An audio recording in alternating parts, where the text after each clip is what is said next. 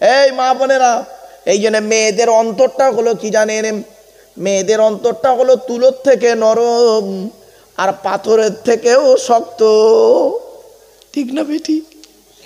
যারা বউ করেছে তারা বুঝতে পারছে কি জিনিস, আর যারা প্রেম করেছে তারা এখন বুঝতে পারছে। যখন ফোন তোলে না, যখন ফোন তুলছে না প্রেমিকা, সারাদিন টেনশন, ছেলের খাওয়া নেই দাওয়া নেই, প্রেমিকা ফোন তোলে না, বোকা ছেলে কোথাকারে। চলো আমার বাপেরা, আদম নবী যখন মা হাওয়া প্রথম গন্ধম ফলটা খেলেন, খাওয়ার পরে মা হাওয়া বাপ আদমকে খাওয়ালেন। সংক্ষেপে বলে দিচ্ছি বোঝার জন্য। আদম হাওয়া যখন গন্ধম ফল খেলেন, উলঙ্গ হয়ে গেল, আল্লাহ পাক ওদের জান্নাতি পোশাকগুলো খুলে দিলেন।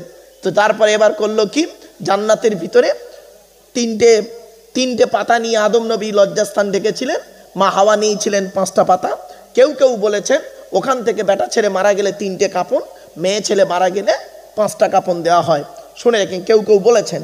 তবে একটা আপনাদের কথা বলি, আচ্ছা বেটা ছেলে মারা গেলে কটা কাপড় বললাম? 3টে। মেয়ে ছেলে মারা গেলে 5টা। একটা হিজড়ে মারা গেলে কটা?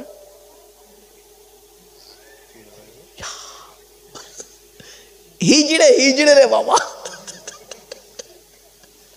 3টে দেবে না 5টা দেবে না 5 আর 3 8টা দেবে না ন্যাংটো করে দেবে?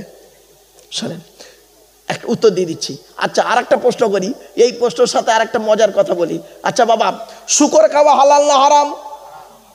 জোরে বলুন। হারাম। ছাগল খাওয়া হালাল না হারাম? জোরে বলুন। হালাল। একটা প্রাণী অর্ধেকটা শুকরের মতো, অর্ধেকটা ছাগলের মতো, ওই প্রাণীটা খাওয়া যাবে না যাবে না? এই দেখেছেন মুফতি সাহেব ফতোয়া দিচ্ছে, ওই দেখেছেন আর একজন মুফতি সাহেব ফতোয়া দিচ্ছে যাবে না। বাপেরা, আপনি যদি ওইখানে বসে ফতোয়া দেবেন, তাহলে বড় বড় আলেমরা বছরকে বছর এই কোরআন হাদিস গবেষণা করতে হতো না। চলুন আপনাদের বলে দিচ্ছি, সহজ ভাষায় উত্তরটা দিয়ে দিচ্ছি। একটা প্রাণীর অর্ধেকটা শুকরের মতো, অর্ধেকটা ছাগলের মতো, ওই প্রাণীটা খাওয়া যাবে না যাবে না? ওই প্রাণীটার স্বভাবের উপরে নির্ভর করছে হালাল আর হারাম। ওই প্রাণীটার স্বভাব যদি ছাগলের মতো হয় তাহলে প্রাণীটা হালাল, যদি স্বভাবটা শুকরের মতো হয় তাহলে খাওয়াটাও যদি হয় তাহলে প্রাণীটা খাওয়া হারাম। বেটা ছেলে মারা গেলে 3টে কাপড়, মেয়ে ছেলে মারা গেলে 5টা কাপড়, একটা হিজড়ে মারা গেলে কটা কাপড়? শুনে রেখে দিন, ওই ব্যক্তির পা থেকে মাথা পর্যন্ত বেশিরভাগ অংশ যেদিকে যাবে সেই কাপড়টা ওকে দেওয়া হবে। ওর বেশিরভাগ অংশ যদি দেহের পুরুষ হয় তাহলে পুরুষের কাপড় লাগবে, বেশিরভাগ অংশ যদি নারী হয় নারীর কাপড় লাগবে। কিছু বুঝতে পারছেন বাবা? কত সহজভাবে বললাম। চলো আচ্ছা এখানে বাবা তাহলে চাষি হলো আর কি হলো বাবা? তাঁতি হলো, কামার হলো, আর কি হলো? পশুপালন করা হলো। এবার আসছি, খবরদার যারা চাষি আছেন মনে মনে কোনোদিন ভাববেন না হ্যাঁ আমি চাষি, আমার বেকার, আমার সম্মান নেই। খবরদার নয়, চাষি আছে বলে আজ খেতে পাচ্ছ তোমরা, ঠিক না বেটি? বাবা চাষি ফসল না ফলালে তোমার লাক্সারি মারা বেরিয়ে যেত, তোমার টাকা নিয়ে শুধু চলবে না, ওই চাষির ফসল না হলে তোমার পেটে ভরবে না। এই জন্য পৃথিবীতে একজন নবী ছিলেন, তিনি ছিলেন চাষি, চাষ করে খেতেন, তিনি হলেন হযরতে আদম আলাইহিস সালাতু ওয়াস সালাম। যারা চাষি আছেন আদম নবীর সুন্নতকে আপনারা আদায় করেন। এরপরে আসছি, এখানে কেউ দর্জি আছে? হ্যাঁ, এই দর্জি গো বাপ, দর্জি জামা সেলাই করে কাটে। এই যারা দর্জি আছো শুনে রেখে দাও, পৃথিবীতে একজন নবী ছিলেন দর্জি, জামা কাপড় সেলাই করে পরতেন। তিনি পৃথিবীর প্রথম জামা কাপড় সেলাই করেছিলেন। তার আগে পৃথিবীতে কেউ জামা কাপড় সেলাই করে পরতো না। লজ্জাস্থান ডাকতো গাছের ছাল দিয়ে, চামড়া দিয়ে, গাছের পাতা দিয়ে লজ্জাস্থান ডেকে চলতো। পৃথিবীর সর্বপ্রথম দর্জি ছিলেন হযরতে ইদ্রিস আলাইহিস সালাতু ওয়াস সালাম। কি বুঝলে? তোমরা দর্জি বলে মনে মনে খুব দুঃখ পাও। এই দর্জির কাজ করি, আমি একজন ছোট মানুষ, খবরদার নয় বাপ। আচ্ছা, এখানে ওই কেউ লোহা লক্করের কাজ করে? আছে না? শোনে, ওকে কি বলে বাপ? কামার, কামার, কামার, কামার। এই পৃথিবীতে একজন নবী ছিলেন, কামারের কাজ করতেন, লোহা লক্করের কাজ করতেন, ছুরি কাঁচি তৈরি করতেন, কুড়ুল তৈরি করতেন। শুধু তাই নয়, আরো অনেক কিছু যুদ্ধের সরঞ্জাম তৈরি করতেন। তিনি হলেন হযরতে দাউদ আলাইহিস সালাতু ওয়াস সালাম। যারা কামারের কাজ করেন কোনদিন ভাববেন না আমি ছোট মানুষ, তুমি দাউদ নবীর সুন্নতকে আদায় করো। কে বলেছে বাবা? খালি আমরা বুঝি না, তাই যাকে তাকে ছোট ছাটা করে দিই, ঠিক না বেটি? মূর্খ তো, লেখাপড়া করতে হয়, আমরা জানি না। শুধু তাই নয়, এই এখানে কারোর গরু ছাগল আছে বাড়িতে? এবার বলো না বাবা, বাড়িতে গরু ছাগল চাষ করো না? অনেকে ছাগল টাগল চড়ায় না? পৃথিবীতে একজন নবী ছিলেন, তিনি ছাগল চড়াতেন।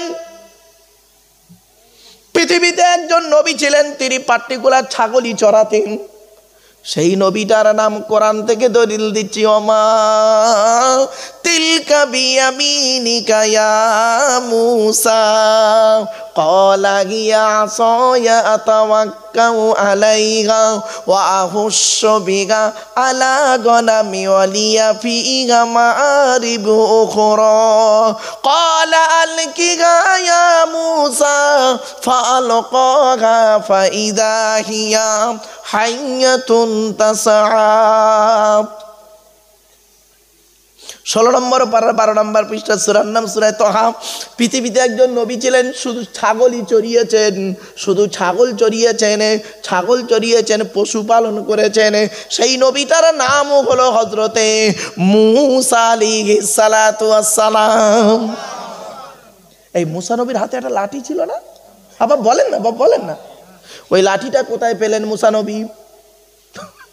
কি মুশকিল বলেন দিন, আজ ওয়াজের 12টা বেজে যাচ্ছে যে। মূসা নবী ওই লাঠিটা পেলেন ওনার শ্বশুরের কাছ থেকে।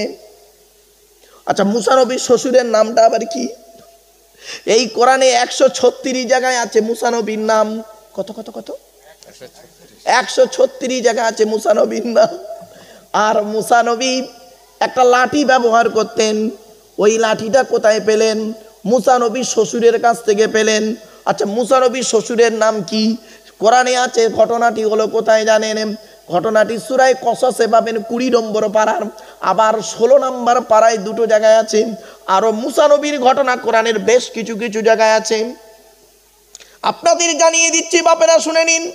মূসা নবী যে লাঠিটা পেয়েছিলেন, ওই লাঠিটা হলো ওনার শ্বশুর মশাইয়ের শ্বশুরের নাম হলো হযরতে শুআইব আলাইহিস সালাতু ওয়াস সালাম। পৃথিবীতে 882 বছর বেঁচে ছিলেন। কত কত কত? শুআইব নবী 882 বছর বেঁচে ছিলেন। ইব্রাহিম নবী 195 বছর বেঁচে ছিলেন। ইসমাইল নবী 130 বছর বেঁচে ছিলেন। নূহ নবী 950 বছর বেঁচে ছিলেন। আদম নবী 1000 বছর বেঁচে ছিলেন। মুহাম্মদ নবী 63 বছর বেঁচে ছিলেন। ভাবতে পেরেছেন? 63 বছরের জীবনী যদি আপনাদের বলি বাপ, ভাবতে পারবেন না, ভাবতে পারবেন না আমার বাপেরা। চলো, আচ্ছা, মূসা নবীর শ্বশুরের নাম কি বললাম বাবা? শুআইব আলাইহিস সালাতু ওয়াস সালাম। মাদাইন শহর থেকে বেশ অনেকটা দূর শুআইব নবী। এখন শুআইব নবী লাঠিটা কোথায় পেল? মারাত্মক। শুআইব নবী লাঠিটা কোথায় পেল? শুআইব নবী লাঠিটা পেয়েছে, ভালো করে শুনে রেখে দিন। আদম নবী যখন জান্নাতে গন্ধম ফল খেলেন, সকলে জানেন, আদম কিন্তু আগে ফল খায়নি, শুনে নিন। মা হাওয়া প্রথম খেয়েছিল।